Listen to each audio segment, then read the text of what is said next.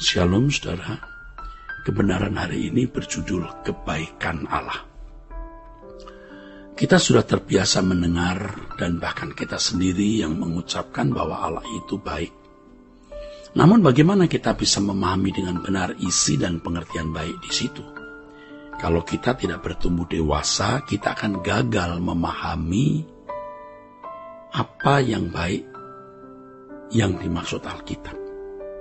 Sama seperti ketika masih kanak-kanak usia 3-6 tahun misalnya, jika memahami kebaikan orang tua, hal itu hanya diukur dari hadiah boneka, mainan, diajak jalan-jalan, makan coklat, dan lain-lain. Itu menggembirakan hati anak-anak yang kemudian ketika papa mamanya meminta dicium, mereka dengan semangat menciumnya karena ada hadiah, karena ada coklat, karena ada sesuatu yang menyenangkan bagi anak-anak itu. Itu yang dipahami sebagai kebaikan di dalam ukuran anak-anak. Itu pemahaman yang tidak dewasa, pemahaman yang belum matang. Gambaran ini bisa dikenakan dalam hidup orang Kristen, saudara. Ketika kita belum dewasa, belum dewasa rohani, kita memahami kebaikan Tuhan dengan hal-hal yang terkait dengan jasmani. Padahal hal-hal ini juga bisa dimiliki orang-orang yang tidak mengenal Tuhan. Jadi kalau bicara mengenai berkat jasmani itu dewa, setan, kuasa gelap yang lain juga bisa memberikan. Dan biasanya mereka mengukur kebaikan dewa, ilah Allah mereka dengan berkat jasmani. Saudaraku, orang-orang fasik yang tidak takut Tuhan dan tidak peduli hukum Allah, faktanya juga bisa limpah dengan berkat jasmani. Berkat jasmani bukanlah ukuran berkat dan kebaikan Tuhan. Nah, betapa miskinnya pengertian kebaikan di sini, saudara. Jika diukur dengan berkat jasmani. Nah, di Injil Yohanes pasal 6, Yesus berkata kepada orang-orang yang kelihatannya begitu bersemangat mencari Tuhan. Tuhan berkata begini, kamu mencari aku bukan karena melihat tanda-tanda itu, melainkan karena kamu makan roti sehingga kenyang. Artinya mestinya mereka mencari Tuhan karena melihat tanda. Dalam bahasa Yunani, kata tanda itu semeion yang artinya petunjuk arah. Jadi mestinya orang-orang itu mencari Tuhan karena melihat satu arah. Melihat tanda, hendak dibawa kemana mereka. Apa maksud kedatangan Tuhan Yesus? Jadi mestinya orang percaya mengerti apa maksud kedatangan Yesus ke dunia. Apa isi keselamatan. Apa isi dari buah kurban kematian Yesus di kayu salib? Maka kemudian Yesus berkata, bekerjalah untuk roti yang tidak dapat binasa. Jangan bekerja untuk roti yang dapat binasa. Itu ditulis dalam Yohanes pasal 6 juga. Harus selalu diingat bahwa kita ini makhluk kekal. Sebenarnya Allah merancang manusia tidak perlu meninggal dunia. Tetapi saudara, manusia harus mati karena bumi ini juga akan menjadi lautan api dan tidak bisa menjadi hunian yang ideal. Maka Tuhan mempersiapkan langit baru dan bumi baru. Dan kita orang percaya mendapat tempat itu. Itu lebih dari semua keberhasilan dan sukses yang dapat kita capai di bumi ini. Petrus mengatakan Allah memberikan kepada kita hidup yang penuh pengharapan, yang tersimpan di surga. Ingat, yang tersimpan di surga. Dan kita hidup di bumi ini merupakan satu-satunya kesempatan untuk mempersiapkan kehidupan yang akan datang. Saudaraku, kita harus benar-benar mengerti berkat utama atau berkat inti dari keselamatan itu. Jangan kita menjadi bodoh, ya. Jangan meleset, menyimpang, ya. Tidak mengerti maksud tujuan kasih yang Allah berikan kepada kita. Kita harus mengerti maksud tujuan keselamatan diberikan, ya. Tapi sayang ya, banyak orang Kristen yang gagal paham. Kasih Tuhan diukur dengan kehidupan di bumi yang nyaman, diukur dengan berkat jasmani, sukses karir, studi. Aduh, saudara, itu dangkal.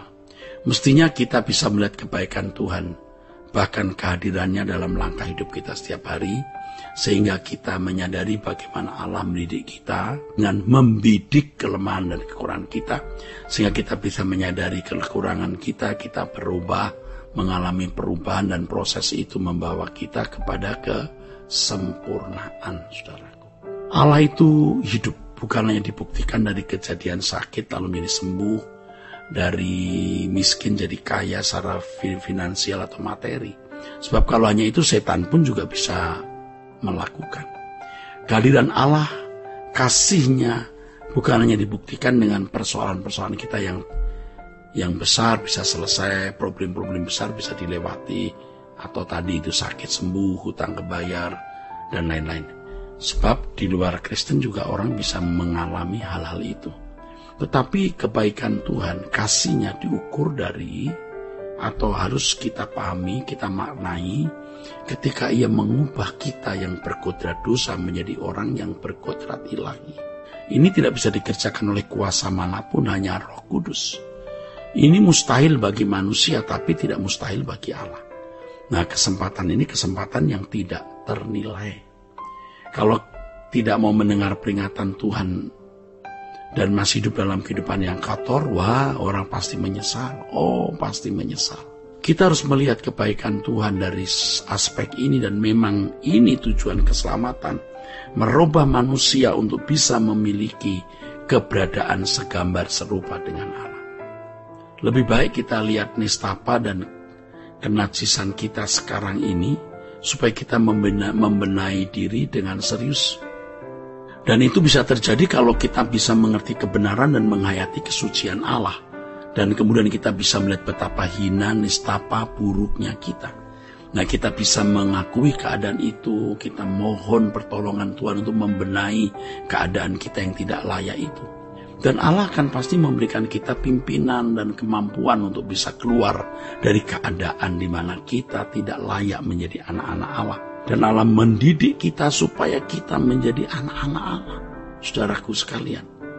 Nah, saudaraku sekalian, maka jangan hanya menjadi orang yang sekadar beragama Kristen, pergi ke gereja, menjadi aktivis bahkan pendeta. Tapi mari kita menjadi orang yang benar-benar melakukan kehendak Bapa. Jadi kita tidak berkompetisi untuk hal-hal fana, tapi kita mau berkompetisi dalam kekudusan. Bukan bermaksud untuk menjadi sombong, tetapi karena kita mau menyukakan hati Allah. Jangan sampai kita dibodohi oleh dunia. Dunia memberikan kenyamanan yang semu, yang sesat. Kita telah tertipu selama bertahun-tahun, ya. Selama ini gereja tidak berani berbicara keras sementara dunia terhilang. Tapi kita yang menyadari hal ini memiliki perasaan krisis. Krisis terhadap diri kita sendiri yang telah dirusak oleh kuasa gelap dan terbimbing menuju kegelapan abadi. Sekarang kita melarikan diri, tidak melihat dunia, tapi kita memandang Allah, supaya kita benar-benar menerima penggarapan Allah, lawatan Allah, guna perubahan hidup, agar kita menjadi anak-anak Allah yang tidak lagi hidup menuruti keinginan kedagingan, tidak lagi hidup menuruti kodrat dosa dan nafsu-nafsu rendah kita, tapi kita mengenakan kehidupan Yesus sebagai olah hidup kita. Kita tidak boleh setengah-setengah di sini. Kita harus hidup tidak bercacat, tidak bercelah seperti kehidupan Yesus. Ya, setiap hari menjadi pengalaman yang indah, saudaraku, karena Allah akan melatih kita bagaimana kita menjadi anak-anak Allah yang berkenan, dan itulah kebaikan Allah. Ya, kebaikan Allah yang luar biasa, di mana Allah akan menuntun kita untuk menjadi anak-anak Allah yang sempurna seperti Bapa atau serupa dengan Yesus. Maka kita tidak boleh setengah-setengah menjadi orang Kristen. Kita harus ekstrim dalam kesucian, ekstrim dalam kekudusan, ekstrim dalam kehidupan tidak bercacat, tidak bercelah. Saudaraku sekalian, lebih baik umurku tidak diperpanjang daripada aku hidup dalam dosa. Lebih baik aku mati daripada aku hidup mendukakan hati Allah. Ya, kiranya kebenaran ini memberkati kita. Sola Gracia.